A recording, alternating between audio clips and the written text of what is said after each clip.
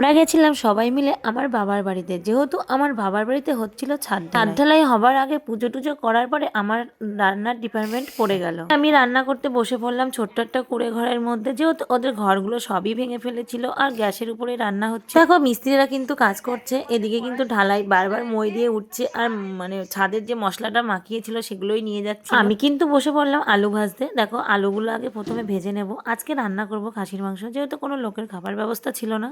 আগের দিন আমার বাড়িতে মাংস নিয়ে আসা হয়েছিল, সেই মাংসটা নিয়ে যাওয়া হয়েছিল, যেহেতু ওখানে ওদের কোনো রান্নার ব্যবস্থা থাকবে না, আমরাই রান্না করতে হবে আর আমাকেই করতে হবে, তাই আমি বলেছিলাম মাংসটা নিয়ে আসতে। আমি কিন্তু হাতে বাটনা করতে বেশি পছন্দ করি। তারপরে কিন্তু মশলাটা মিক্সারে করতে হলো বাধ্য হয়ে। তারপরে মাংসতে আমি মশলাটা ভালো করে মাখিয়ে নিলাম, একটু লবণ একটু হলুদ দিয়ে মাখতে কিন্তু আমার এদিকে আলু ভাজা হচ্ছিল আর আমি কিন্তু ভালো করে মাখিয়ে রেখেছিলাম। এদিকে কিন্তু আলুগুলো ভাজা হয়ে গেছে, তারপরে তেলের উপরে সবকিছু একে একে দিতে শুরু করলাম। এদিকে ছিল টমেটোটাও দিয়ে দিলাম। টমেটোগুলো একটু ভালো করে ভাজা করে নিলাম। এদিকে চর্বিটা তুলে রেখেছিলাম মশলাটা মাখিয়ে, যেহেতু চর্বিটা দিলে কিন্তু গলে যাবে। তারপরে কিন্তু মশলা ভাজা হয়ে গেছে, কষানো হয়ে গেছে, এবার দিয়ে দিয়েছিলাম মাংসটা দেবার পরে কিন্তু ভালো করে কষিয়ে নেব। ভালো করে না কষালে কিন্তু মাংসের কোনো টেস্ট আসবে না। তারপরে কষাতে কষাতে ছিল কটা ক্যাপসিকাম, তো ক্যাপসিকামটা তেলের পরে দিতে মনে ছিল না, তো আমি পরে দিয়ে দিলাম। তার সাথে ভালো করে কষিয়ে একটা গোটা রসুন তো থাকবে মাংসের মধ্যে, যে কোনো মাংস রান্না করলে আমার গোটা রসুনটা লাগবেই। কিন্তু কষতে শুরু করেছে আর আমি চলে গেলাম ছাদটা দেখতে যে কেমন হচ্ছে।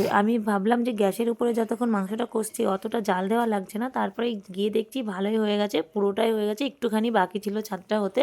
তারপর একটুখানি যতক্ষণ আছে ততক্ষণে আমি কিন্তু ওখানে দাঁড়িয়ে থেকে থেকে দেখলাম। দেখো উপর থেকে নিচে দেখাচ্ছি, দেখো এদের কতটা খাটনি করতে হয়। তোমরাই দেখো আর তোমরাই বলো। দেখো আমি কিন্তু দাঁড়িয়ে থেকে থেকে আমি ভাবছিলাম এতদিনে আমাদের এই ঘরের হয়তো ছাদটা সম্পূর্ণ হলো। তো তোমাদের কেমন লাগলো অবশ্যই কিন্তু কমেন্টস করে বলো। এদিকে রান্না হচ্ছে আর এদেরকে টিফিন দেওয়া হবে একটু পরেই। তারপরে কিন্তু নিচে এসে আমি একটু জল দিয়ে দিলাম। দেখো চর্বিগুলো সব ভেসে উঠেছে। আমার মাংস রান্নাটা কেমন হয়েছে অবশ্যই কমেন্ট করে।